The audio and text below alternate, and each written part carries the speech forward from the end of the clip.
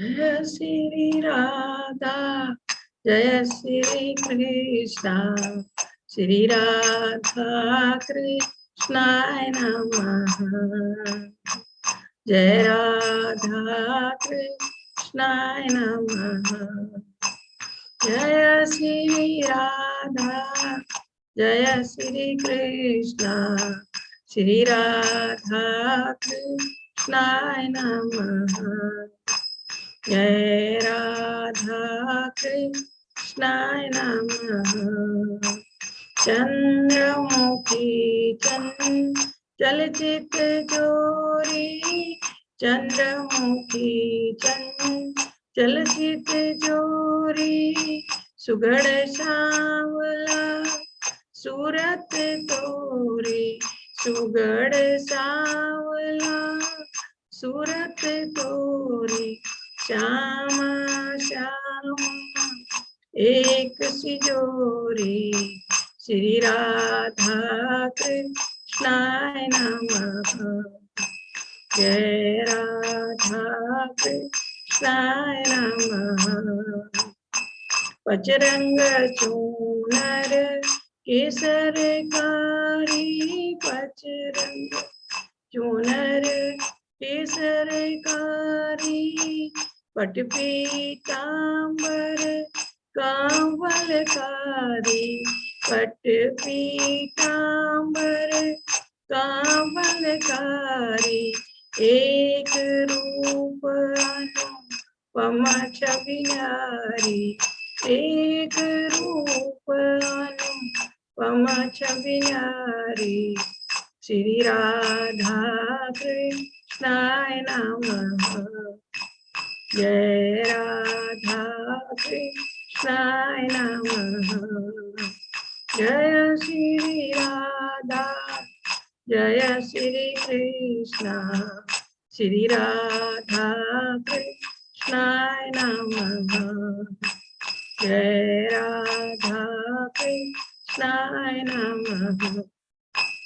राधा राधा कृष्ण कन्हैया राधा राधा कृष्ण कन्हैया भवभय सागर पार लगैया भवभय सागर पार लगैया मंगल मूर्ति मोक्ष करैया मंगल मूर्ति मोक्ष करैया श्री राधा कृष्णाय नमः। जय राधा कृष्णाय नमः। जय श्री राधा जय श्री कृष्णा श्री राधा कृष्णाय नमः। जय राधा कृष्णाय नमः। मंदहासन मत वारे नैना मंदहासन मत वारे नैना मनमोहन मन हरे चैना मनमोहन मन हरे चैना मृदु मुस्कावन मीठे बैना मृदु मुस्कावन मीठे बैना श्री राधा कृष्णाय नमः। जय राधा कृष्णाय नमः।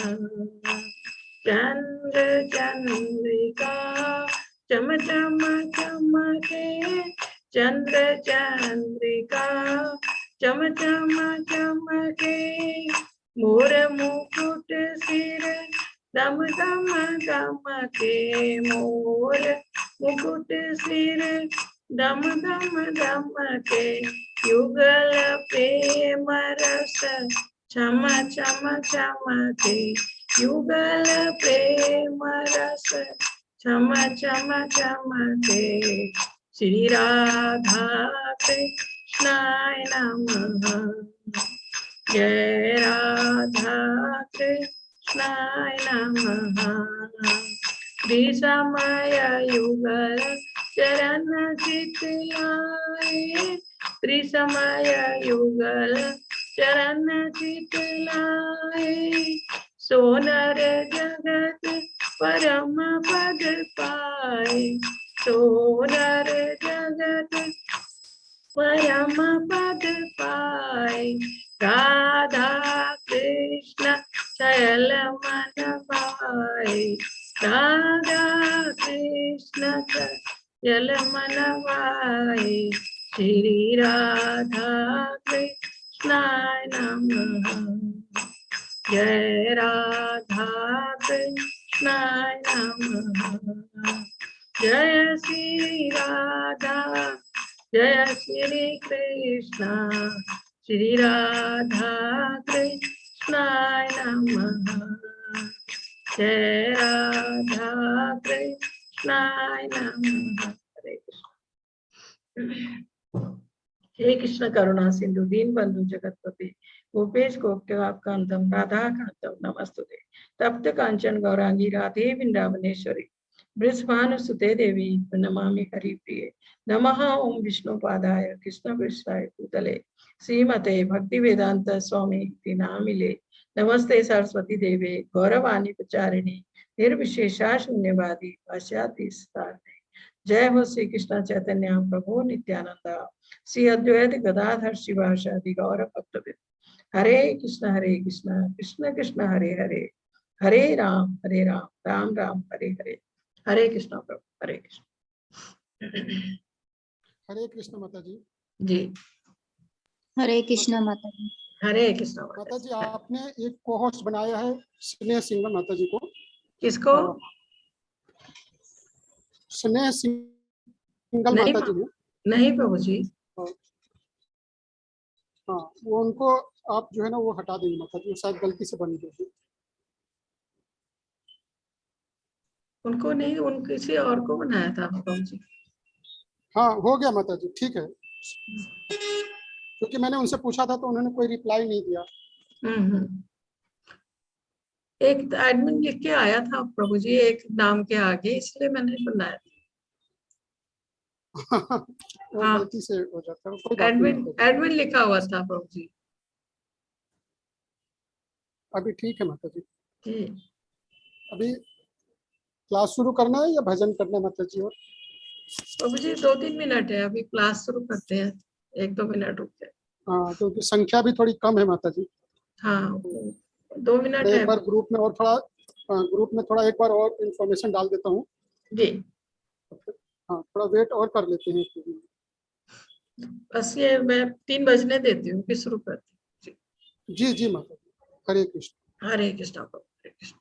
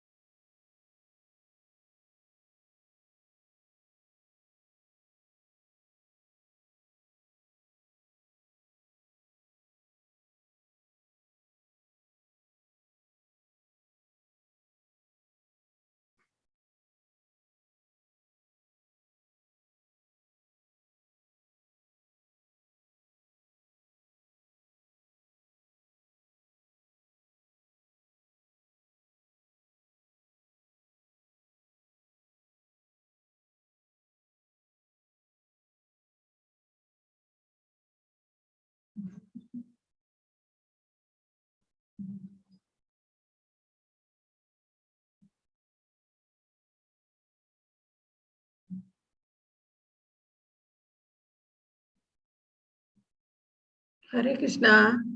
भगवत गीता के हम आज तीसरे अध्याय में पहुंच गए हैं, जो है कर्म योग के ऊपर। वैसे पहले भगवत गीता के जो पहले 6 अध्याय हैं वो कर्म योग के ऊपर ही है। 6 अध्याय, बीच के 6 अध्याय भक्ति योग के ऊपर है, अंतिम 6 अध्याय ज्ञान योग के ऊपर है। तो कर्म योग के ऊपर जो इसमें 2 चीज को अच्छी तरह समझाया गया है, कर्म योग और कर्म कांड। हम दोनों को एक ही समझते हैं, पर ये दोनों एक नहीं है। इसको बहुत अच्छी तरह भगवत गीता में समझाया गया है।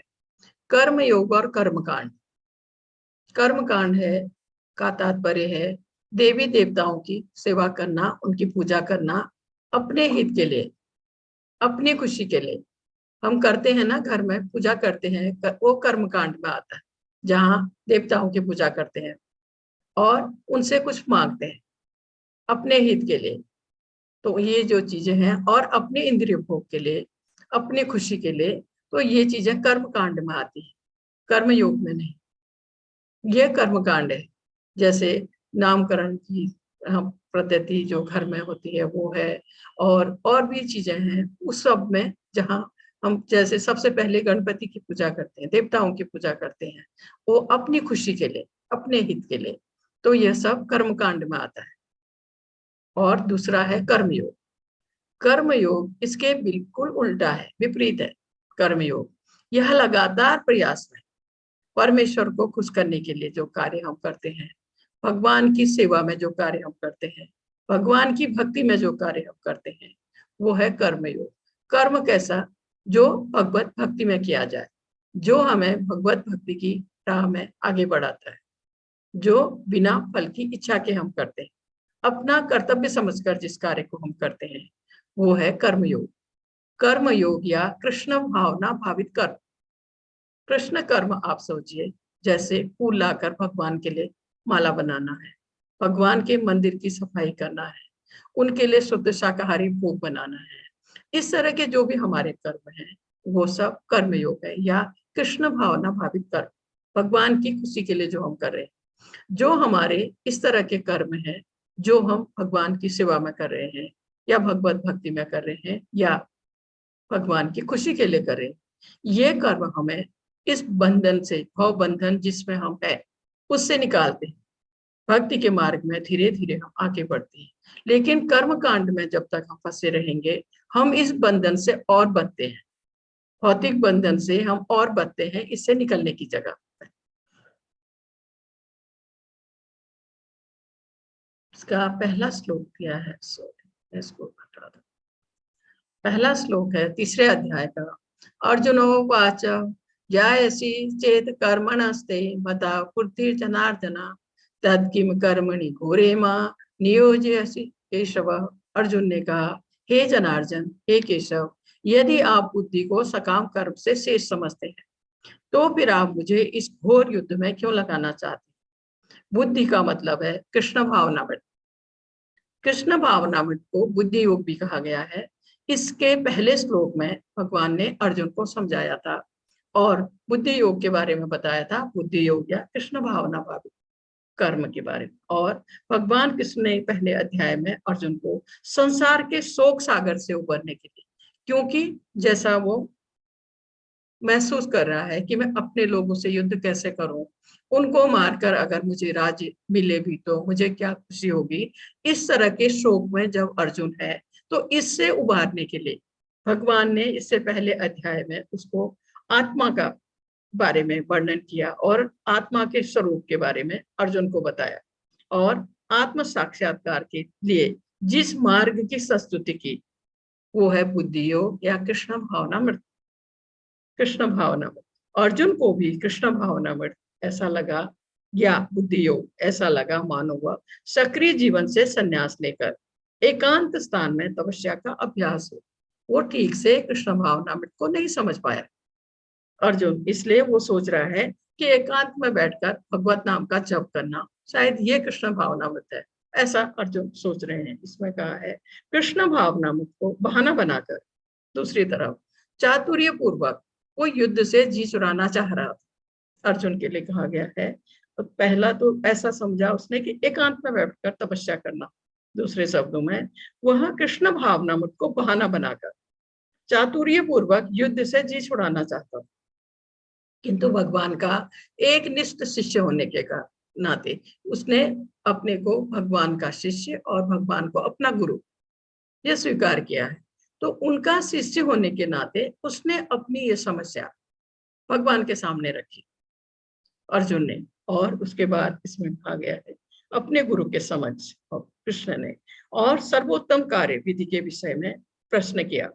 उत्तर में भगवान ने कर्मयोग अर्थात कृष्ण भावना भावित कर्म की विस्तृत जानकारी दी। अब भगवान उसको बता रहे हैं कि कृष्ण भावना मत क्या है, कृष्ण कर्म क्या है, भगवान के लिए किया जाने वाला कर्म क्या है, भक्ति के मार्ग में किया जाने वाला कर्म क्या है, वो अर्जुन को भगवान समझा रहे हैं।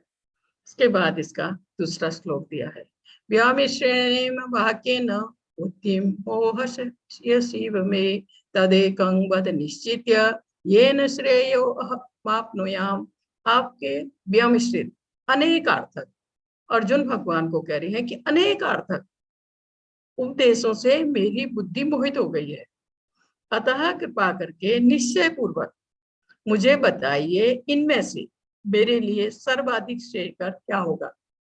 अर्जुन पूछ रहे हैं, कभी आप मुझे कह रहे हैं युद्ध कर, कभी आप मुझे कह रहे हैं कृष्ण भावना मृत का रास्ता अपनाओ, तो तरह तरह से जो अनेक अर्थ के उपदेश आपके हैं उनसे मेरी बुद्धि मोहित हो गई है।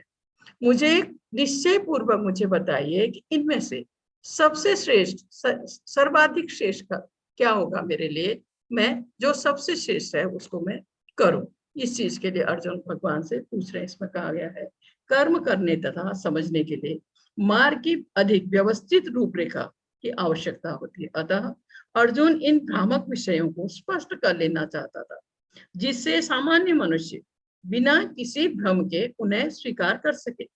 यद्यपि कृष्ण वाक्य चातुर्य से अर्जुन को चकराना नहीं चाहते थे, किंतु अर्जुन यह नहीं समझ सका कि कृष्ण भावनामृत क्या है।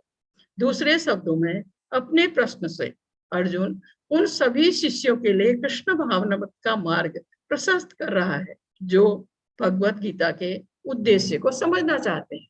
वो अपने लिए ही नहीं पूछ रहा है भगवान से, वो और आने वाले शिष्यों के लिए कृष्ण भावनामृत के मार्ग को प्रशस्त कर रहा है, उसकी जानकारी ले रहा है ताकि वो लोग जो भी भगवत गीता के रहस्य को जानना चाहते हैं वो आसानी से इसको समझ सके। ये इसके लिए कहा गया। इसके तीसरे श्लोक में कहा है, श्री भगवान वाच लोके अस्मिन् विविधा निष्ठा पुरा प्रोक्ता मया नघ ज्ञान योगेन सांख्यानाम कर्म योगेन योगिनाम। श्री भगवान ने कहा, हे निष्पाप अर्जुन, मैं पहले ही तुम्हें बता चुका हूँ कि आत्म साक्षात्कार का प्रयत्न करने वाले दो प्रकार के पुरुष होते हैं। कुछ इसे ज्ञान योग द्वारा समझने का प्रयत्न करते हैं तो कुछ भक्तिमय सेवा के द्वारा। दो तरह के पुरुष हैं जो इस भक्ति के मार्ग में दो तरह से वो कोशिश करते हैं। पहला तो ज्ञान योग के द्वारा, योग के द्वारा, अष्टांग योग के द्वारा, लंबे समय तक ध्यान के द्वारा भगवान को समझने, भगवान को जानने का प्रयत्न करते हैं। दूसरे हैं भक्तिमय सेवा, अपनी संपूर्ण शक्ति के साथ भगवान की भक्ति, भगवान की सेवा। तो ये दो तरह के लोग पुरुष हैं जो भगवान को समझने की कोशिश करते हैं। ज्ञान के द्वारा और ध्यान के द्वारा जो भगवान के समझने की कोशिश करते हैं उनका मानना है भगवान निराकार है, भगवान का शरीर नहीं है, और वो लोग ब्रह्म ज्योति तक पहुंचना चाहते हैं। ब्रह्म ज्योति भी भगवान के शरीर की ज्योति है, इसलिए उसको ब्रह्म ज्योति कहा गया है। उनका ध्येय होता है ब्रह्म ज्योति तक पहुंचना, उसमें विलीन होना। पर यह मार्ग थोड़ा कठिन है, इसमें अपने शरीर को कष्ट देना होता है। अगर इसमें वो सफल हुए इस तपस्या में, तब वो ब्रह्म ज्योति तक पहुंच पाते हैं और वही विलीन होने का उनका ध्येय होता है। ये लोग भगवत धाम तक नहीं पहुंच पाते हैं। दूसरा है जो भक्तिमय सेवा के द्वारा, जो समर्पित है भगवान के चरणों में, भगवान की भक्ति कर रहे हैं, उनकी सेवा कर रहे हैं, कृष्ण भावना भावित भक्त आप समझिए, वो अपने लिए उन्हें कुछ नहीं चाहिए, उनका एक एक क्षण भगवान की भक्ति में जाता है। एक एक क्षण वो कभी भगवान की मंदिर की सफाई करते हैं, कभी उनका अभिषेक करते हैं, उनका श्रृंगार करते हैं, उनके लिए शुद्ध शाकाहारी भोग बनाते हैं और भगवत गीता भागवतम पढ़ते हैं और भगवत ये महामंत्र का जाप करते हैं। अगर उनको टाइम हो तो साथ में जब वो मिलते हैं तो भगवत नाम की चर्चा करते हैं। वो सुबह से रात तक जो कुछ करते हैं भगवान की सेवा में करते हैं, भगवान की खुशी के लिए करते हैं। तो जो ये दूसरा जो मार्ग है भगवत भक्ति का, ये मार्ग सरल है, कोई भी कर सकता है, इसमें कहीं भी कोई कठिनाई नहीं। लेकिन ज्ञान योग के द्वारा जब व्यक्ति भगवान ब्रह्म ज्योति तक पहुंचना चाहता है तो वो अपनी इंद्रियों को बस में करने के लिए अष्टांग योग का रास्ता अपनाता है, योग का रास्ता अपनाता है, लंबे समय तक ध्यान का रास्ता अपनाता है, क्योंकि बिना इंद्रियों को बस में किए कोई भी भक्ति के मार्ग में आगे नहीं बढ़ सकता है। लेकिन जो साकार रूप में भगवान की भक्ति कर रहे हैं, उनकी सेवा कर रहे हैं, उन भक्तों को कोई भी कृत्रिम साधन से, किसी भी योग या किसी के द्वारा इंद्रियों को बस में करने की आवश्यकता नहीं होती है। उनकी इंद्रियां स्वतः ही भस्म हो जाती हैं जब वो धीरे धीरे भक्ति के मार्ग में आगे बढ़ते हैं। तो ये दो रास्ते यहाँ बताए गए हैं भगवत भक्ति के उसमें, ये यहाँ दिखाया गया है। एक तो ध्यान के द्वारा, कर्म योग के द्वारा, दूसरा भगवान की भक्ति के द्वारा, यहाँ हनुमान जी को। इसके बाद इसका चौथा श्लोक दिया है, इसका न तो कर्म से विमुख होकर कोई कर्म फल से छुटकारा पा सकता है, न केवल संन्यास से सिद्धि प्राप्त की जा सकती है। कर्म से विफल होकर छुटकारा पा सकता है कार्य न करके, और केवल संन्यास, और न केवल संन्यास, संन्यास लिया और जंगल में बैठ गए, उससे भी उसको सिद्धि प्राप्त नहीं हो सकती। इसका तात्पर्य है भौतिकतावादी मनुष्य के हृदय को विमल करने के लिए जिन कर्मों का विधान किया गया है उनके द्वारा शुद्ध हुआ इंसान ही संन्यास ग्रहण कर सकता है। हम सब भौतिकतावादी हैं, हमारे हृदय में कलमश है, मैल है। आप सोचिए, काम क्रोध लोभ मोह है, ईर्ष्या है, द्वेष है, ये सब कलमश कहलाता है। प्रत्येक जो भौतिक व्यक्ति है, जो हम भौतिक उसमें जगत में है, सबके मन में है। ये धुलता है, ये साफ होता है जब हम भगवान की भक्ति करते हैं, महामंत्र का जप करते हैं, भगवत गीता भागवत को पढ़ते हैं या सुनते हैं, भगवान की सेवा करते हैं, उनकी भक्ति करते हैं, तो धीरे धीरे भक्त के मन से ये कलमश धुल जाता है, साफ हो जाता है, उसका हृदय विमल हो जाता है। विमल का मतलब साफ होता है, शुद्ध हो जाता है। तो उसमें कहा है जिसका, जो भौतिकतावादी मनुष्य जिसका हृदय विमल हो चुका हो, शुद्ध हो चुका हो, जिन कर्मों का विधान किया गया उनके द्वारा शुद्ध हुआ, विधान क्या है? भगवत भक्ति। शुद्ध हो जाता है जब उसका मन, तब वो मनुष्य की संन्यास ग्रहण कर सकता है। ऐसा व्यक्ति ही जिसका मन शुद्ध हो चुका है, जो भगवत भक्ति में आगे बढ़ रहा है, जिसने तमोगुण रजोगुण सतोगुण को पार कर लिया है, जो वैष्णव के उसमें आ गया है, वही व्यक्ति संन्यास ग्रहण कर सकता है। शुद्ध है वो आंतरिक बाह्य रूप से। शुद्धि के बिना संन्यास ग्रहण करने से सफलता नहीं मिल पाती है। अगर व्यक्ति का मन ही शुद्ध नहीं है, मन में वो इंद्रिय भोग की इच्छा कर रहा है, तो बाहरी वेशभूषा में भले ही वो सन्यासी दिखे, पर वो उसको संन्यास ग्रहण करने से सफलता नहीं मिल पाती है। हृदय की शुद्धि के बिना जब तक व्यक्ति का हृदय शुद्ध नहीं है, संन्यास सामाजिक व्यवस्था में उत्पात उत्पन्न कर सकता है। एकदम सही बात है, क्योंकि व्यक्ति का हृदय शुद्ध नहीं है। हृदय से वो इंद्रिय भोग की इच्छा करता है और इंद्रिय भोग के बारे में सोच रहा है, लेकिन बाहर से उसकी वेशभूषा सन्यासी की है। ऐसी अवस्था में समाज में वो उत्पात उत्पन्न कर सकता है। दूसरी ओर यदि कोई नियत कर्मों को न करके भी भगवान की दिव्य सेवा करता है, उसको भले ही वो व्यक्ति ज्यादा जानकार नहीं है, ज्यादा पढ़ा लिखा नहीं है, पर वो पूरी तरह समर्पित होकर भगवान की भक्ति कर रहा है। उसने अपने को समर्पित किया है भगवान के चरणों में और उनकी भक्ति कर रहा है। दूसरा व्यक्ति वो पूरी तरह भगवान की भक्ति में है, तो वो उस मार्ग में जो कुछ भी उन्नति करता है वो उसे भगवान स्वीकार कर लेते हैं। भले ही वो नियम कानूनों को नहीं जानता है, नहीं उसको पता है, और पूरी तरह समर्पित होकर भगवान की भक्ति कर रहा है, तो ऐसी उस मार्ग में जो भी वो करता है, जैसी भी उन्नति वो करता है, उसे भगवान स्वीकार कर लेते हैं। यह है बुद्धि योग या कृष्ण भावनामृत। उसके बाद इसका 6ठे श्लोक में दिया है, कर्मेन्द्रियाणि संयम्य य आस्ते मनसा स्मरण इंद्रियार्था विमूढ़ात्मा मिथ्याचार सौच्यते। जो कर्मेंद्रियों को बस में तो करता है, किंतु उसका मन इंद्रिय विषयों का चिंतन करता रहता है, वह निश्चित रूप से स्वयं को धोखा देता है और मिथ्याचारी कहलाता है। इसमें कहा गया है जो कर्मेंद्रियों को तो बस में करता है। मैंने आपको बताया था 5 हमारी ज्ञानेंद्रियां हैं, नाक, कान, आंख, जीभ, त्वचा। 5 हमारी कर्मेंद्रियां हैं। 5 कर्मेंद्रियां हैं हमारे, ये हाथ, पैर, मुंह और लिंग और गुदा, जो नीचे के 2 हैं, ये 5 हमारी कर्मेंद्रियां हैं। तो इसमें कहा है जो कर्मेंद्रियों को तो बस में करता है, किंतु उसका मन इंद्रिय विषयों का चिंतन करता रहता है। हमारे जो 5 ज्ञानेंद्रियां हैं, उनके 5 इंद्रिय विषय हैं। 5 ज्ञानेंद्रियां हैं नाक, कान, आंख, जीभ, त्वचा। इसके 5 इंद्रिय विषय हैं। जैसे जीभ का है रसना, स्वाद, त्वचा का स्पर्श, कान का शब्द, और आंख का रूप, अच्छी चीजों, अच्छे रूप को आंखें देखना चाहती हैं, और आपके नाक का है स्मेल, खुशबू जो लेना चाहते हैं।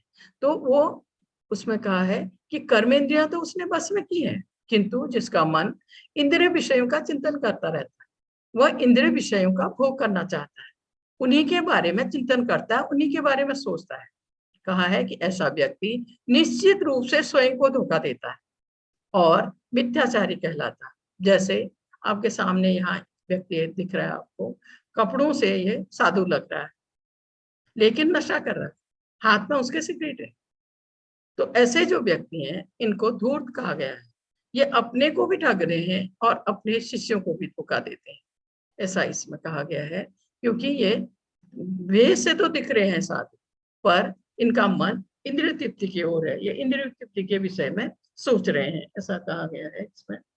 ऐसे अनेक मिथ्याचारी व्यक्ति होते हैं जो कृष्ण भावनामृत में कार्य तो नहीं करते, किंतु ध्यान का दिखावा करते हैं, जबकि वास्तव में मन में इंद्रिय भोग का चिंतन करते रहते हैं। ऐसा कहा है ऐसे लोग अपने अबोध शिष्यों को बहकाने के लिए शुष्क दर्शन के विषय में भी ये व्याख्यान दे सकते हैं, परंतु इसे इस श्लोक के अनुसार ये सबसे बड़े धूर्त है।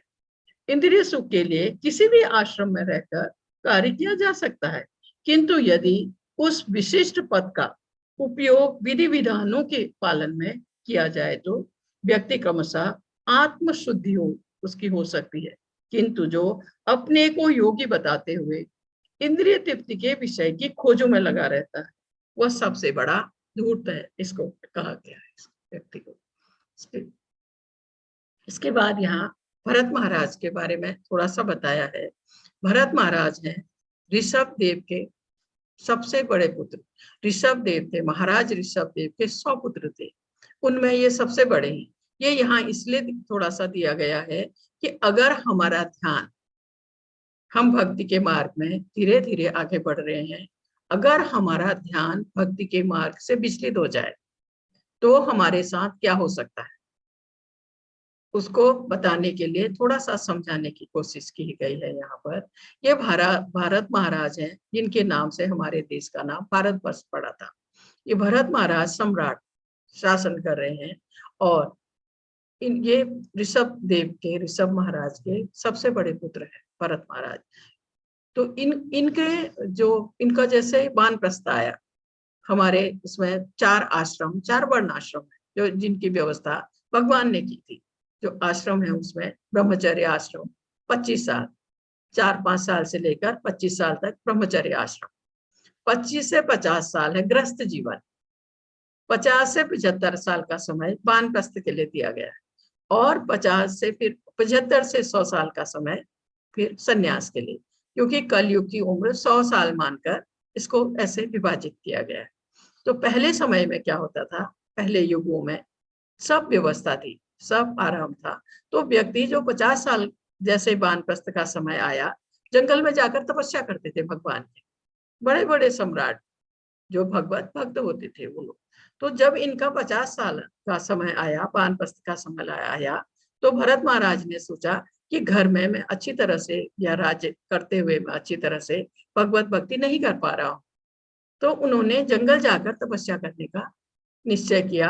अपना घर, राजपाट, सब कुछ, अपनी पत्नी, सब अपने बेटे को सौंपकर वो जंगल में चले गए ताकि भगवान की भक्ति वो अच्छी तरह से कर सके। तो यहाँ आकर, जंगल में आकर उन्होंने एक पर्णकुटी बनाई है और एक सरोवर के किनारे, क्योंकि पहले समय में सब सुविधाएं थी, कहीं कोई डर नहीं था, कोई खतरा नहीं था, तो लोग आराम से जंगल में जाकर तपस्या कर सकते थे। यहाँ जाकर तपस्या करने का उन्होंने निश्चय किया और वो आराम से भगवत भक्ति में लगे रमे हुए थे। यहाँ एक दिन उनके सामने एक घटना घटी। एक हिरन आया भागता हुआ, वो गर्भवती थी वो हिरनी, उसके पेट में बच्चा था। वो भागा, जैसे ही उसके पीछे टाइगर पड़ा था। सरोवर के निकट जब वो पहुंचा तो उसका जो बच्चा था पेट से गिर गया और आगे जाकर उस जो टाइगर था उसने खा लिया उसको, हिरन को मार दिया।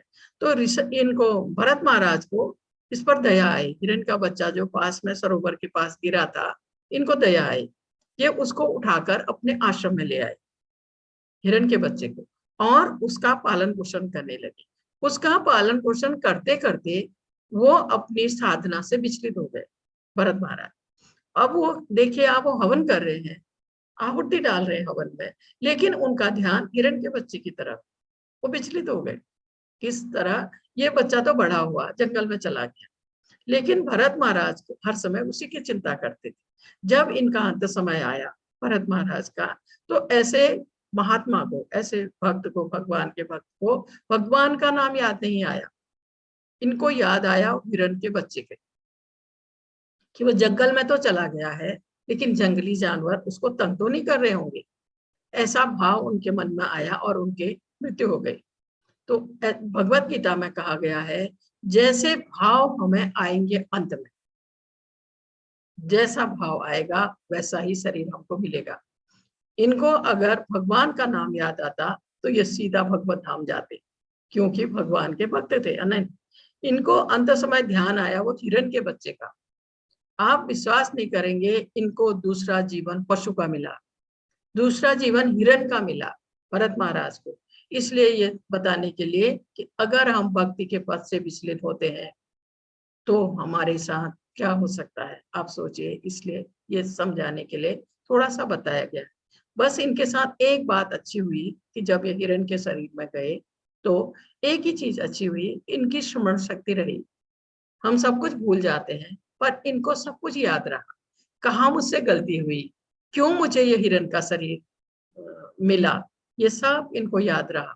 इसलिए जो जंगल में आश्रम थे जहाँ लोग तपस्या कर रहे थे, ये चुपचाप उन आश्रमों के किनारों पर पड़े रहते थे भरत महाराज, चुपचाप, क्योंकि हिरण के शरीर में थे, पर इनको सब कुछ याद था। इसके बाद की बात के बारे में, इनके 3 जन्म के बारे में वर्णन है भागवत महापुराण में। इसके बाद के बारे में मैं आपको फिर बताऊंगी, वो जब हमारे बीच के 6 अध्याय आएंगे भक्त के, उसमें फिर इनका और वर्णन है। फिर तीसरे उसमें जब हिरण के शरीर से इनकी मृत्यु हुई, तब फिर ये मनुष्य के शरीर में ब्राह्मण के घर में आए। इससे ज्यादा मैं आगे आपको भक्ति के उसमें बताऊंगी अध्याय में। तो इसके बाद दिया है इसका 9वां श्लोक, उसमें श्री विष्णु के लिए यज्ञ रूप में कर्म करना चाहिए, अन्यथा कर्म के द्वारा इस भौतिक जगत में बंधन उत्पन्न होता है। अतः हे कुंती पुत्र, उनकी प्रसन्नता के लिए अपने नियत कर्म करो, इस तरह तुम बंधन से सदा मुक्त रहोगे। भगवान को कह रहे हैं अर्जुन को कि यज्ञ रूप में कर्म करना चाहिए, अन्यथा जो भी कर्म हम करेंगे वो सब हमें इस भौतिक बंधन से और बांधेंगे। अगर हम भगवान के लिए कर्म करेंगे, उनकी भक्ति के लिए करेंगे, उनकी पूजा के लिए करेंगे, तो हम इस बंधन से निकलेंगे। तो इसमें कहा है, अतः भगवान विष्णु की प्रसन्नता के लिए कर्म करना चाहिए। इस जगत में किया जाने वाला अन्य कोई भी कर्म बंधन का कारण है। अपने लिए, अपनी खुशी के लिए, अपनी इंद्रिय तृप्ति के लिए जो भी कार्य हम करते हैं, उससे हम बंधन में, इस भौतिक जगत के बंधन में और बंधते जाते हैं। क्योंकि अच्छे तथा बुरे कर्म के फल होते हैं। कोई भी फल कर्म करने वाले को बांध देता है। अतः कृष्ण विष्णु को प्रसन्न करने के लिए कृष्ण भावना भावित होना होगा। जब कोई ऐसा कर्म करता है तो वह मुक्ति दशा को प्राप्त होता है। जो भगवान की भक्ति करता है, भगवान की सेवा करता है, उनके लिए सब कुछ करता है, उनकी खुशी के लिए, तो जो भी ऐसे कर्म करेगा वो जन्म मृत्यु के चक्र से या इस भौतिक बंधन से मुक्त हो जाएगा, क्योंकि वो भगवान के भक्ति में सब कुछ कर रहा है। इसके बाद दिया है, यज्ञों के द्वारा प्रसन्न होकर देवता तुम्हें भी प्रसन्न करेंगे। इस तरह मनुष्यों तथा देवताओं के मध्य सहयोग से सबों को प्रसन्नता प्राप्त होगी। इसमें वर्णन आया है यज्ञ का। लेकिन इस कलयुग में यज्ञ कर पाना, जंगल में जाकर तपस्या कर पाना और भी ऐसे कार्य कर पाना संभव नहीं है। कलयुग का जो यज्ञ है वो है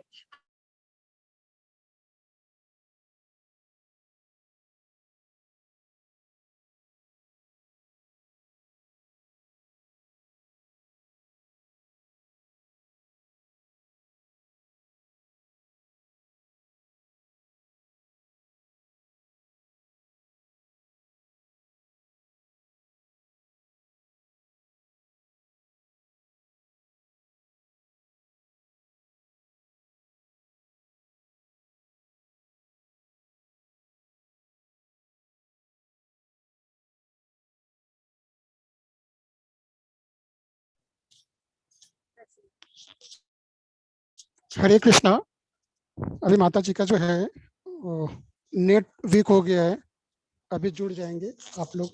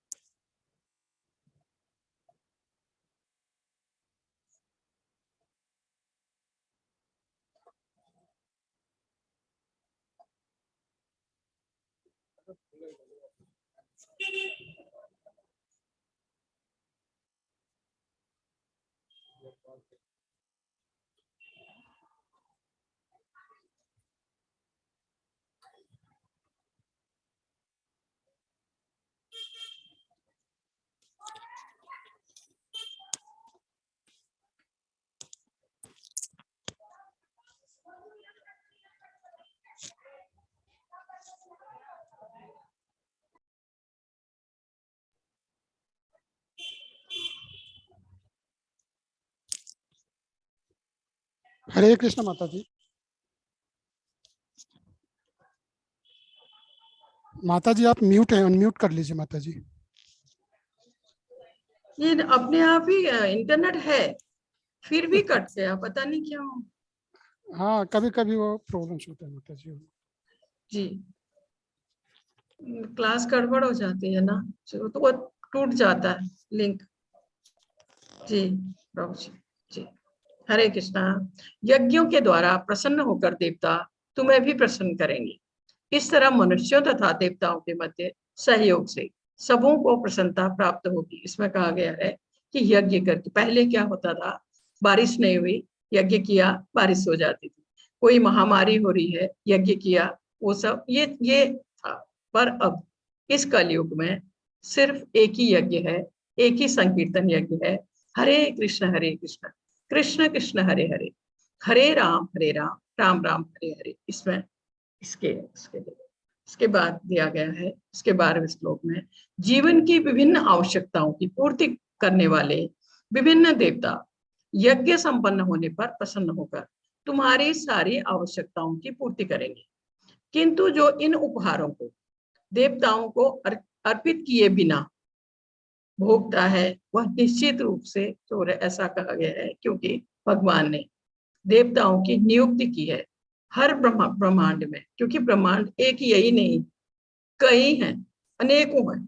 हर ब्रह्मांड में भगवान ने व्यवस्था के लिए देवताओं को नियुक्त किया है। उसमें। तो इसमें कहा गया है कि जब उनकी देवताओं की विभिन्न आवश्यकताओं की पूर्ति करने वाले विभिन्न देवता, जैसे बारिश नहीं है तो इंद्र की पूजा की जाए, इस तरह से देवताओं की पूजा करने से वो जब प्रसन्न हो जाएंगे तो तुम्हारी सारी आवश्यकताओं की पूर्ति करेंगे। किंतु जो इन उपहारों को, जो देवताओं से मिले हुए उपहार हैं, बिना उनको भोग लगाए खुद ही उनको ग्रहण कर लेंगे, तो वो ऐसा कहा गया है, उनको चोर कहा गया है, क्योंकि उन उपहारों को पहले देवताओं को अर्पण करके फिर ग्रहण करें, ऐसा इसमें कहा गया है। इसके बाद इसका 13वां श्लोक है, यज्ञ शिष्टा सिंहासंतो उच्यन्ते सर्व किल विषय भुजन्ते तघं पापा ये पचंतात्मा कारणात्। भगवान के भक्त सभी प्रकार के पापों से मुक्त हो जाते हैं, क्योंकि वे यज्ञ में अर्पित किया भोजन प्रसाद को ही खाते हैं। अन्य लोग जो अपनी इंद्रिय सुख के लिए भोजन बनाते हैं, वे निश्चित रूप से पाप खाते हैं, ऐसा भगवद गीता में लिखा है। कारण क्या है, जब हम सब्जी काट के लाते हैं, पेड़ों से कोई चीज फिर हम काट के लाते हैं, उसमें भी पाप है, क्योंकि उसमें जान है, उसमें भी जान है। तो इसलिए जो ये कृष्ण भावना भावित भक्त है, ये कोई भी सब्जी है, कोई भी चीज है, उसको बिना भगवान को भोग लगाए नहीं खाते। जैसे धान कटते हैं खेतों से, गेहूं करते हैं, एक चीज तो ये है कि जिस चीज की, जिस पेड़ की, जिस भी चीज की जीवन अवधि जितनी कम है, जैसे कीड़े मकोड़े हैं, मच्छर है, ये सब है, जिनके जीवन की अवधि जितनी कम है उतना कम पाप लगता है, लेकिन पाप है क्योंकि उसमें जान है। जैसे फसल तैयार होती है, तो जब तक वो तैयार होती है, उसका जो पेड़ है उसकी जीवन अवधि समाप्त हो जाती है, तो उसको काटने से किसान को पाप नहीं लगता है। उसी तरह जैसे हम सब्जी फल ये काट के लाते हैं, सब्जियां खासकर पेड़ों से काट के लाते हैं, उसमें प्राण है, उसमें जान है, तो उसको जब हम बनाकर खुद खा लेते हैं, भगवान को भोग नहीं लगाते हैं, तो उससे भी हमें पाप लगता है, क्योंकि उसमें जान है, उसको काट कर बनाकर हम खा रहे हैं। अगर उसी को हम भगवान को भोग लगाकर ग्रहण करते हैं तो हम उस पाप से बरी हो जाते हैं। जैसे मच्छर है, मक्खी है, चींटी है, भगवान, हम सब भगवान की संतान है। एक चींटी को भी मारा जाना भगवान को सही नहीं है, पर जैसे मच्छर है हम मारते हैं उनको, चींटी है हमसे मरती है जैसे। लेकिन इसमें यह भी है, जिसका जीवन अवधि जितनी कम है, जिसका जीवन का समय जितना कम है, उसमें हमें उतना कम पाप लगता है, ऐसा इसमें कहा गया है। ये यहाँ इस समझाने का मतलब है कि जैसे सब्जी वगैरह काट हम बनाते हैं, जो उसको हम भगवान को भोग लगाकर फिर ग्रहण करें, तो हम इन जो छोटी छोटी चीजों से जो पाप हमें लगता है उससे हम बरी हो जाते हैं। और जो कृष्ण भावना भावित भक्त है, ये तो कुछ भी बाहर का कुछ भी बिना भोग लगाया हुआ ग्रहण नहीं करते। हर चीज, फल है, सब खाना है, सब्जी कुछ भी है, उसको पहले भगवान को भोग लगाते हैं फिर ग्रहण करते हैं। इसलिए कहा है कि वो इस पाप से, इन चीजों को काटने से, इससे तोड़ने से जो भी पाप होता है उससे वो बरी हो जाते हैं, क्योंकि वो प्रसाद को खाते हैं, जो भगवान को भोग लगाया गया प्रसाद वो ग्रहण करते हैं।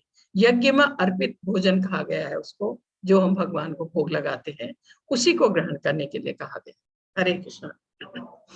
इसके बाद दिया है इसका 14वां श्लोक, सारे प्राणी अन्न पर आश्रित है, जो वर्षा से उत्पन्न होता है। वर्षा यज्ञ संपन्न करने से होती है, यज्ञ नियत कर्मों से उत्पन्न होता है। इसमें जो यज्ञ का मतलब कहा गया है, भगवत नाम का जप, भगवत भक्ति, क्योंकि कलयुग में यही यज्ञ है, यही संकीर्तन यज्ञ है। इसके लिए कहा है परमेश्वर जो यज्ञ पुरुष अथवा समस्त यज्ञों के भोक्ता कहलाता है, वो कौन? भगवान सभी देवताओं के स्वामी है। और जिस प्रकार शरीर के अंग पूरे शरीर की सेवा करते हैं, उसी तरह सारे देवता उनकी सेवा करते हैं, सारे देवता भगवान की सेवा करते हैं। इंद्र, चंद्र तथा वरुण जैसे देवता भगवान द्वारा नियुक्त अधिकारी हैं इस ब्रह्मांड की देखरेख के लिए, जो सांसारिक कार्यों की देखरेख करते हैं। सारे वेद इन देवताओं को प्रसन्न करने के लिए यज्ञों का निर्देश करते हैं, जिससे वे अन्न उत्पादन के लिए प्रचुर वायु, प्रकाश तथा जल प्रदान करते हैं, क्योंकि खेती करनी है तो जल भी चाहिए, धूप भी चाहिए, तो इसके लिए कहा है। जब कृष्ण की पूजा की जाती है तो उनके अंग स्वरूप देवताओं की पूजा स्वतः ही हो जाती है, अतः देवताओं की अलग से पूजा करने की आवश्यकता नहीं होती है। इसी हेतु कृष्ण भावना भावित भगवत भक्त जो है सर्वप्रथम कृष्ण को भोजन अर्पित करते हैं और तब खाते हैं। यह ऐसी विधि है जिससे शरीर का आध्यात्मिक पोषण होता है। इसमें कहा गया है देवताओं को भगवान ने इसकी देखरेख के लिए, इस ब्रह्मांड की देखरेख के लिए नियुक्त किया गया है। और देवता भगवान के भगवान के अंग स्वरूप है। भगवान के जैसे हम भोजन करते हैं, पेट में भोजन जाता है हमाशय में, तो पूरे शरीर को जाता है। इसी प्रकार जैसे हम पेड़ की जड़ में पानी डालते हैं तो वो पेड़ों को, टहनियों को, सबको जाता है। अगर हम भगवान को भोग लगाते हैं तो देवताओं को, सबको स्वतः ही भोग लग जाता है। हम भगवान की पूजा करते हैं तो देवताओं की पूजा स्वतः ही हो जाती है। हम अलग से हमें वो सब करने की आवश्यकता नहीं, ऐसे इसमें बताया गया है। और इसमें बताया गया है कि यज्ञ करने से बारिश होती है। सही है, पहले के समय में क्योंकि क्या था, शुद्ध मंत्रोच्चारण वाले पुरोहित मिल जाते थे और शुद्ध सामग्री, जो हवन सामग्री शुद्ध मिल जाती थी। लेकिन कलयुग में दोनों चीजें मिल पाना संभव नहीं है, इसलिए कलयुग का जो यज्ञ है महामंत्र का यज्ञ है। इसकी एक घटना मैं आपको बताती हूँ। बहुत साल पहले ये जो तिरुपति मंदिर है वहां सूखा पड़ गया था। तिरुपति जहाँ मंदिर है वहां, तो वहां लोगों ने अपनी तरफ से यज्ञ भी किया, सब किया, कुछ नहीं हुआ। एक दिन वहां एक इस्कॉन के कुछ भक्त पहुंचे, उन्होंने कहा आज हमें यज्ञ करने दो। तो जो वहां के लोग थे, ट्रस्टी थे, उन्होंने कहा आपके पास ना तो हवन सामग्री है, ना आपके साथ में पुरोहित है, आप यज्ञ कैसे करोगे? तो उन भक्तों ने कहा कि ये जो मृदंगम है हमारा, ये हमारी हवन सामग्री है, करताल है, इन्हीं से हम यज्ञ करेंगे। पूरी रात भर उन भक्तों ने संकीर्तन यज्ञ किया और सुबह होते होते वहां बारिश हुई। ये बहुत साल पहले की बात है। तो अभी जो कलयुग के लिए जो चैतन्य महाप्रभु ने कहा है, हरे कृष्ण कृष्ण कृष्ण हरे हरे, हरे राम राम राम हरे हरे, ये जो महामंत्र उन्होंने दिया है, ये यज्ञ है, संकीर्तन यज्ञ है। इस मंत्र में किसी यज्ञ, किसी तपस्या से कम शक्ति नहीं है इसके लिए। और फिर ये दिखाया है इस यज्ञ का चक्र। जैसे खेती करना है, ये भक्त हैं, खेत जोतना है इनको, इसके लिए इनको बारिश चाहिए, इसका वर्णन हमारे वेदों में है। ठीक है, बारिश चाहिए, तो वेदों के अनुसार उन्होंने यज्ञ किया या संकीर्तन यज्ञ किया। उसके बाद बारिश हुई तो अन्न उत्पन्न हुआ, अन्न उत्पन्न हुआ तो भगवान का भोग तैयार हुआ और भगवान को भोग लगा। इसके बाद ये जो मैं आपको कहती हूँ बार बार कि ये जो महामंत्र है, ये चैतन्य महाप्रभु ने दिया है। ये चैतन्य महाप्रभु है जो बीच में है लंबी माला में। चैतन्य महाप्रभु स्वयं भगवान कृष्ण है। ये कलयुग में आए थे 500 साल पहले। इसी कलयुग में ये आए थे 500 साल पहले, नवद्वीप मायापुर प्रकट हुए थे। तब इन्होंने देखा कि कलयुग में तपस्या कर पाना और यज्ञ कर पाना ये सब संभव नहीं है। तब इन्होंने हमारे उद्धार के लिए आसान सा तरीका आसान दिया, हरे कृष्ण महामंत्र का जप। हरे कृष्ण कृष्ण कृष्ण हरे हरे, हरे राम राम राम हरे हरे। इस मंत्र में बहुत शक्ति है, इस मंत्र में। और इनको पंच तत्व कहा गया है। ये जो 5 आप देख रहे हैं, इनको पंच तत्व ये है। ये चैतन्य महाप्रभु, नित्यानंद प्रभु और अद्वैत आचार्य और गदाधर पंडित हैं और श्रीनिवास। गौर भक्त वृंद चैतन्य महाप्रभु के सारे भक्तों के लिए कहा गया है। तो ये पंचतत्व है और ये पंचतत्व मंत्र है। जब भी हम माला शुरू करते हैं उससे पहले हम इस पंचतत्व मंत्र को बोलते हैं, जय श्री कृष्ण चैतन्य प्रभु नित्यानंद श्री अद्वैत गदाधर शिवासादि गौर भक्त वृंद। और तब हम फिर माला शुरू करते हैं, हरे कृष्ण कृष्ण कृष्ण हरे हरे, हरे राम राम राम हरे हरे। इसके बाद यह है इस माला के लिए वही ये पंचतत्व मंत्र है और ये महामंत्र है। इसके बाद दिखाया गया है, ये थोड़ा ऐसे ही समझाने के लिए ऐसा दिखाया गया है कि हमारी जो स्थिति है, दैहिक स्तर है, पहले हम कुछ नहीं जानते। एक पशु में और हम में कोई फर्क नहीं होता जब तक हम किसी भक्ति के बारे में नहीं जानते हैं। तो यहाँ देखिए, अभी नशा भी है, सब कुछ है, सब कुछ है। मतलब खाना, सोना और अपनी हिफाजत करना, ये तो एक पशु भी करता है। अगर हम भक्ति के मार्ग में नहीं है तो हम भी वही कर रहे हैं, उसमें और हम में कोई फर्क नहीं है। उसके बाद थोड़ा सा फिर फर्क आता है, इंद्रिय स्तर पर हल्का सा फर्क आता है। उसके बाद मानसिक स्तर पर फिर व्यक्ति सोचने लगता है, जानने लगता है, पढ़ के ज्ञान प्राप्त करने लगता है। इसके बाद आता है प्रज्ञात्मक स्तर, उसका वो भक्ति के बारे में सोचने लगता है और इस बंधन से कैसे निकलूं, इसके बारे में सोचने लगता है और वो भक्ति के मार्ग में आगे बढ़ने लगता है। फिर आता है उसका आध्यात्मिक स्तर पर, वो पूरी तरह भगवान की भक्ति करने लगता है। ये थोड़ा सा समझाने के लिए ऐसे दिया गया है। और इसमें एक श्लोक आया है दूसरे अध्याय से, यामिमां पुष्पितां वाचम प्रवदन्ति विश्चितः वेदवादर्ता पार्थ नान्यदा सनीतिवादिनः। अल्पज्ञानी जो मनुष्य है, वेदों के उन अलंकारिक शब्दों के प्रति अत्यधिक आसक्त रहते हैं। वेदों में वर्णन है, उसके आधार पर जो स्वर्ग की प्राप्ति, अच्छे जन्म, शक्ति इत्यादि के लिए विविध सकाम कर्म करने की संस्तुति करते हैं। असल में वो स्वर्ग का सुख भोगना चाहते हैं। स्वर्ग जाने के जो कुछ चीजों का वर्णन वेदों में है, अवश्य है, लेकिन उनको ये ध्यान में नहीं रहता, इसलिए उनको अल्पज्ञानी कहा गया है।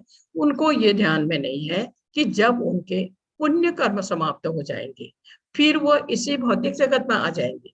वो स्वर्ग का सुख तब तक भोग पाएंगे जब तक उनके पुण्य कर्म है।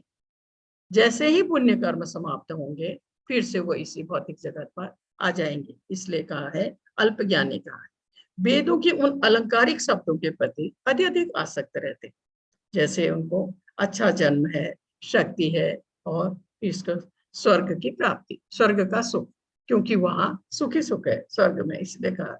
और विविध सकाम कर्म क्या है? जो हम अपनी खुशी के लिए करते हैं, अपनी इंद्रिय तृप्ति के लिए करते हैं, वो है सकाम कर्म। फल की इच्छा से किया जाने वाला कर्म सकाम कर्म है, वो हमें इस भौतिक बंधन से और बांधते हैं। लेकिन जो ये स्वर्ग जानना चाहते हैं, जिनको अल्प ज्ञानी कहा गया है, वो यही सुख चाहते हैं। इसमें कहा गया है, इंद्रिय तृप्ति तथा ऐश्वर्यमय जीवन की अभिलाषा के कारण वे कहते हैं इससे बढ़कर कुछ नहीं। ऐसे लोग स्वर्ग के आनंद के अतिरिक्त और कुछ नहीं चाहते।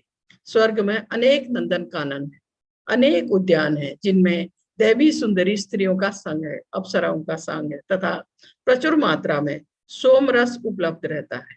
ऐसा शारीरिक सुख निसंदेह विषयी है। स्वर्ग जाकर भी वो अपने इंद्रिय सुख को भोगना चाहते हैं, लेकिन उनको ये अकल नहीं है कि जैसे ही उनके पुण्य समाप्त होंगे, वो फिर से इसी भौतिक जगत में आ जाएंगे। इसके लिए उसके बाद जब मैंने आपको अब ज्ञान इंद्रियों के बारे में बताया था, इसको एक रथ के रूप में बताया गया है, शरीर को एक रथ के रूप में, ठीक है। और ये 5 ज्ञान इंद्रियां, 5 गुण के उसमें। ज्ञान इंद्रिय है हमारी आंख, नाक, कान और त्वचा के लिए हाथ दिया है, और जीभ, टंग, ये 5 हमारी ज्ञानेंद्रियां। और जो इसमें जो मन है वो लगाम है। इस शरीर को जैसे आप एक रथ की तरह सोचिए, 5 ये ज्ञानेंद्रियां हैं, और मन जो है लगाम है हमारा, और बुद्धि जो है सारथी है। इसको लगाम को पकड़कर बुद्धि इसमें काम कर रही है, और पीछे आत्मा बैठी हुई है इसमें। इसके बाद इसका 19वां श्लोक दिया है इसमें, अतः कर्म फल में आसक्त हुए बिना मनुष्य को अपना कर्तव्य समझकर निरंतर कर्म करते रहना चाहिए, क्योंकि अनासक्त होकर कर्म करने से परम की प्राप्ति होती है। इसमें कहा है, जो भी कार्य हम करें अपना कर्तव्य समझकर निरंतर कार्य करते रहें और बिना फल की इच्छा के अपना कर्तव्य समझकर निरंतर कर्म करते रहना चाहिए। क्योंकि अगर हमारी आसक्ति कम होगी, हमारी आसक्ति नहीं होगी भौतिक चीजों के प्रति, भौतिक बंधन के प्रति, उसके प्रति अगर हम अनासक्त होकर कर्म करेंगे तो तब हमें ब्रह्म की प्राप्ति हो सकती है, भगवत प्राप्ति हो सकती है। अनासक्त हुए बिना और बिना फल की इच्छा के निरंतर हम कर्म करें या निरंतर भगवत भक्ति करें, तब हमें अंत में ब्रह्म की प्राप्ति हो सकती है। ऐसा है इसमें बताया। इसके बाद इसका 21वां श्लोक में दिया है, यद यदाचरति शेषतः तत् देवेतरो जना स प्रतीय प्रमाणम कुरुते लोक सदनुवर्तते। महापुरुष जो जो आचरण करता है, सामान्य व्यक्ति उसी का अनुसरण करता है। वह अपने अनुसरणीय कार्यों से जो आदर्श प्रस्तुत करता है, संपूर्ण विश्व उसका अनुसरण करता है। क्योंकि ऐसे कहा गया है कि जैसे समाज में, किसी में कोई भी एक व्यक्ति है जो योग्य है, काबिल है, उसके पीछे हम सब चल पड़ते हैं। उसके लिए कहा गया है सामान्यतः लोगों को सदैव ऐसे नेता की आवश्यकता होती है जो व्यवहारिक आचरण द्वारा जनता को शिक्षा दे सके। उसमें चैतन्य महाप्रभु ने कहा है कि उसको, जो नेता है, उसको, शिक्षक को ठीक ठीक आचरण करना चाहिए। कोई भी शिक्षक प्राचीन प्रमाणिक ग्रंथों के नियमों के विपरीत कोई नियम नहीं बना सकता। इसके जो नियम है वो है हमारे ग्रंथों में है, हमारे शास्त्रों में है, उन्हीं के अनुसार चलना है, उसमें कोई परिवर्तन नहीं कर सकता है। इसमें कहा है और हमें महान भक्तों के पद चिन्हों का अनुसरण करना चाहिए। इसमें कहा है आध्यात्मिक बोध के पथ पर प्रगति के लिए यही साधन है। क्योंकि जो महान भक्त हुए हैं पहले, उनके पद चिन्हों का हमें चलना चाहिए, उनके पद चिन्हों का अनुसरण करना चाहिए। जो जो उन्होंने किया उस पर हमें चलना चाहिए। इसलिए ऐसे कहा गया है इसमें, क्योंकि जैसा जैसा महापुरुष करते हैं वैसा सामान्य व्यक्ति उसी का अनुसरण करता है। पर अगर कोई व्यक्ति नशा करता है तो वो दूसरे को ये नहीं कह सकता कि तुम नशा मत करो, या कोई जैसे सिगरेट पीता है तो वो दूसरे को सिगरेट पीने के लिए मना नहीं कर सकता है। वो करेगा भी तो दूसरा नहीं मानेगा। इसलिए कहा है कि जिनके हम उसमें चल रहे हैं तो उनको अपना आचरण, जिन महापुरुषों को, उनका आचरण पहले शुद्ध होना चाहिए, तभी हम उनकी बात कोई सुनेगा। दूसरा, हमारे शास्त्रों में जो नियम दिए गए हैं, जो उनके अनुसार जो चल रहे हैं, उन्हीं के पीछे पीछे हम चलेंगे, उसका हम अनुसरण करते हैं। ऐसा देखिए, एक पशु है, जैसे पक्षी है, एक पक्षी आगे लीडर है, उसके पीछे सब चल रहे हैं। इसी प्रकार हम भी अपने जो महापुरुष लोग हैं उनके पीछे चलते हैं। फिर उसका दिया है इसके 27वें श्लोक में, जीवात्मा अहंकार के प्रभाव से मोहग्रस्त होकर अपने आप को समस्त कर्मों का कर्ता मान बैठता है, जबकि वास्तव में वे प्रकृति के तीनों गुणों द्वारा संपन्न किए जाते हैं। प्रकृति के 3 गुण, ये कल भी आया था, ये आपको बताती हूँ। ये प्रकृति के 3 गुण हैं, सतोगुण, रजोगुण, तमोगुण। और हम यहाँ है, इस बंधन में है। जो भी इस भौतिक जगत में जन्म लेता है वो प्रकृति के गुणों के बंधन में आ जाता है, और इस बंधन से निकलने का कोई और उपाय नहीं है सिवाय भगवत भक्ति के। भगवत भक्ति के द्वारा हम इस बंधन से निकल सकते हैं। इसमें भी सतोगुण जो है, इसमें इसकी तुलना ब्राह्मण से की गई है। सतोगुणी व्यक्ति सीधा साधा है, संयम है, उसमें सहन शक्ति आ जाती है, शास्त्रों का ज्ञाता है, शास्त्रों को पढ़ चुका है, भगवान की भक्ति कर रहा है, और आंतरिक बाह्य रूप से अपने को शुद्ध रखता है। वो है सतोगुणी। वो आंतरिक और बाह्य रूप से शुद्ध रखता है। आंतरिक रूप से क्योंकि भगवान की भक्ति कर रहा है तो उसका मन शुद्ध हो गया, उसका कलमश धुल गया है। बाहरी रूप से स्नान और धुले वस्त्र, तो और उसमें संयम आ जाता है। उसकी तुलना ब्राह्मण से की गई है। और जो रजोगुणी है, रजोगुणी की तुलना क्षत्रिय से की गई। रजोगुण की तुलना क्षत्रिय युद्ध करना, शासन करना, इंद्रिय भोग में लगे रहना, ये जो गुण है वो रजोगुण के हैं। और तमोगुण सतोगुण का बिल्कुल उल्टा है। तमोगुणी व्यक्ति जो है वो न तो शास्त्रों को मानता है, न उसके नियमों को मानता है।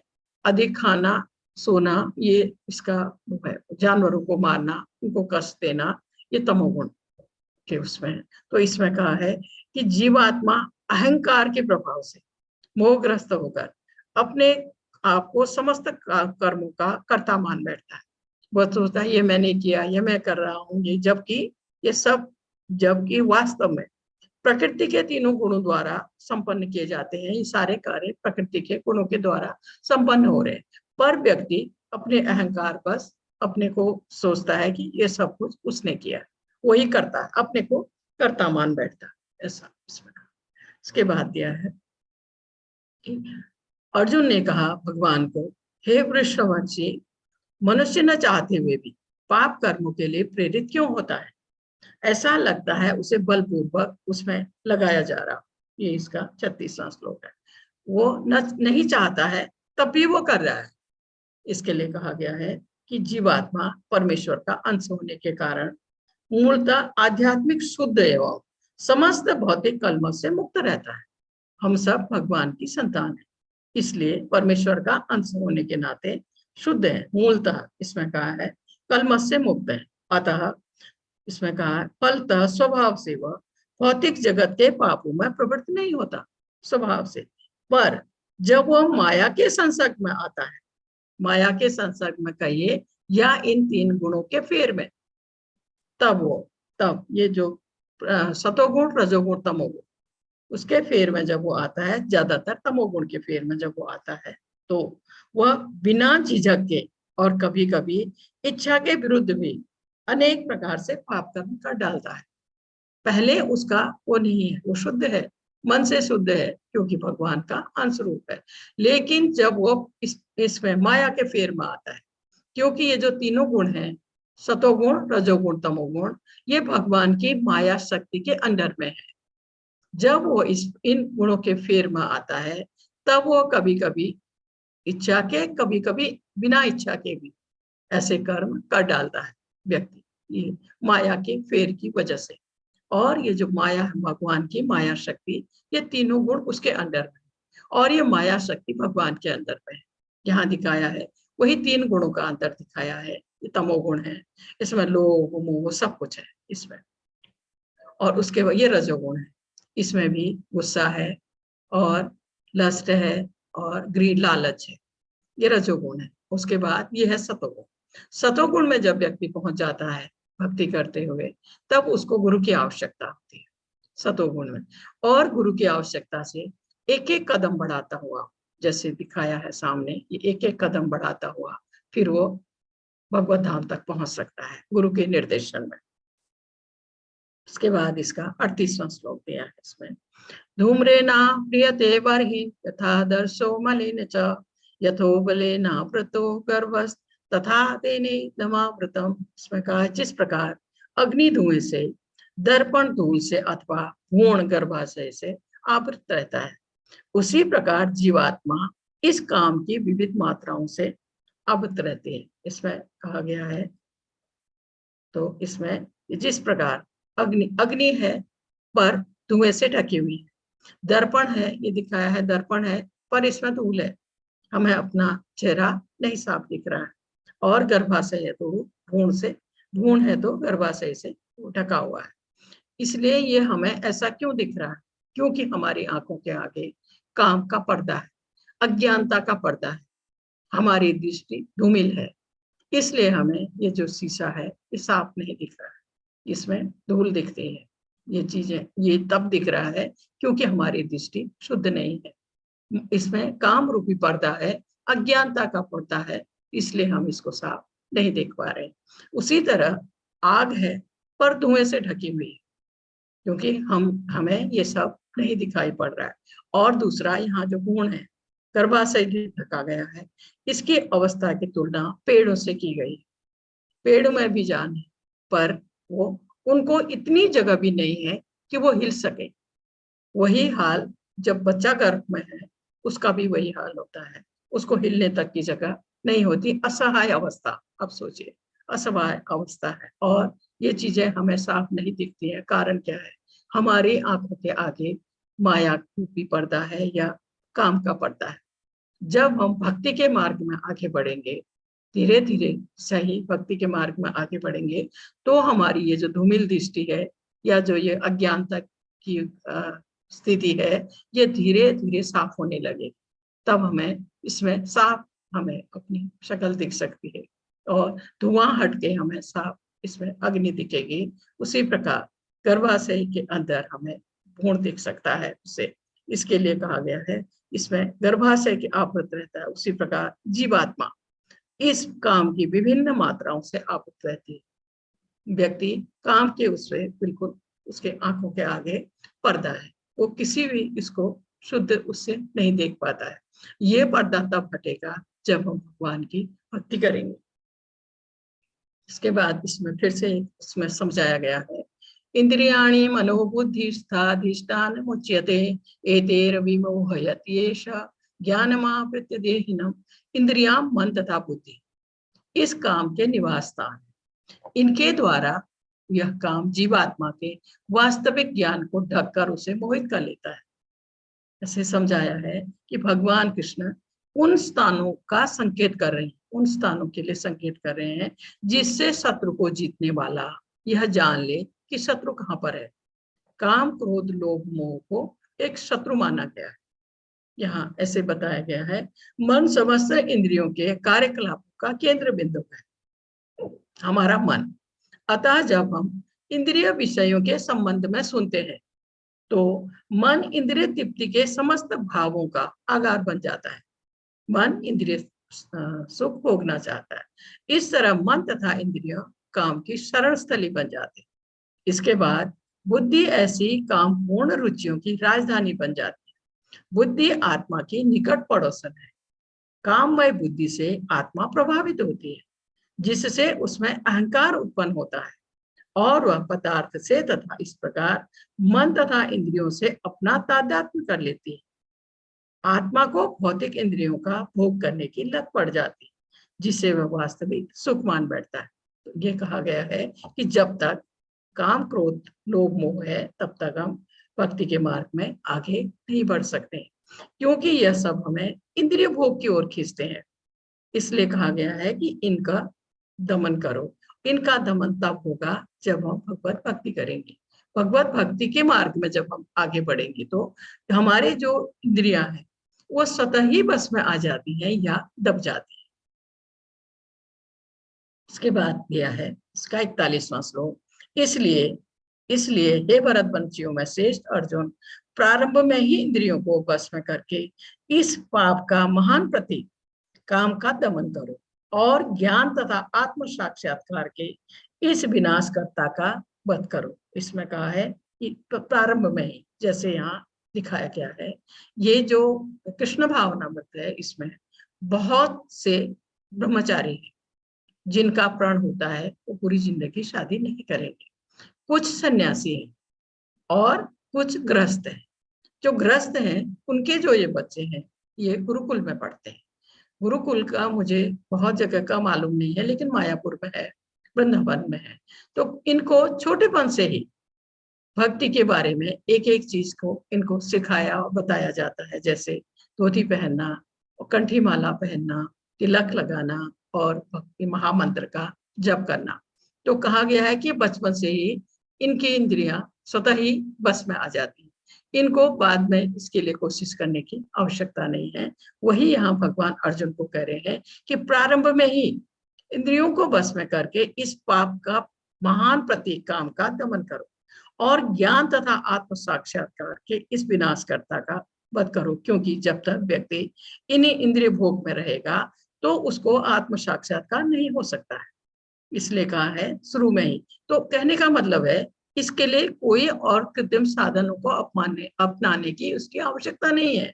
सिर्फ भगवान की भक्ति करने से ही, साकार रूप में भगवान की भक्ति, भगवान की सेवा करने से ही और महामंत्र का जाप करने से ही हमारी इंद्रियां स्वतः ही बस में आ जाती या वो दब जाती हैं।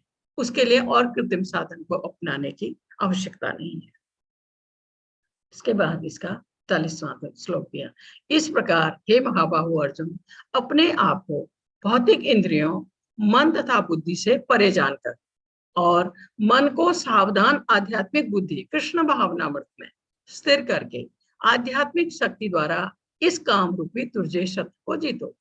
यही यहाँ भगवान कह रहे हैं जो मैंने अभी आपको बताया कि इन जो शत्रु हैं हमारे काम क्रोध लोभ मोह, इनको जीतना आसान है जब हम कृष्ण भावनामृत, कृष्ण भावनामृत का मतलब है हम भगवान कृष्ण की भक्ति करें, तो तब हम इन शत्रुओं पर विजय पा सकते हैं, हम जीत सकते हैं। अगर हम उनकी भक्ति के राह में आगे बढ़ रहे हैं, हम उनकी भक्ति कर रहे हैं, उनकी सेवा कर रहे हैं, जो कुछ कर रहे हैं उनकी खुशी के लिए करें, तो हम इन जो जो दुर्जय शत्रु हैं हमारे, हम इन्हें जीत सकते हैं, आराम से जीत सकते हैं। और इसके लिए हमें निर्विशेषवादियों की तरह से योग या अष्टांग योग या ध्यान ये सब करने की आवश्यकता ही नहीं है। महामंत्र का जप करने से ही हम अपने इसमें काम, ये जो हमारे दुर्जय शत्रु हैं उनको जीत सकते हैं।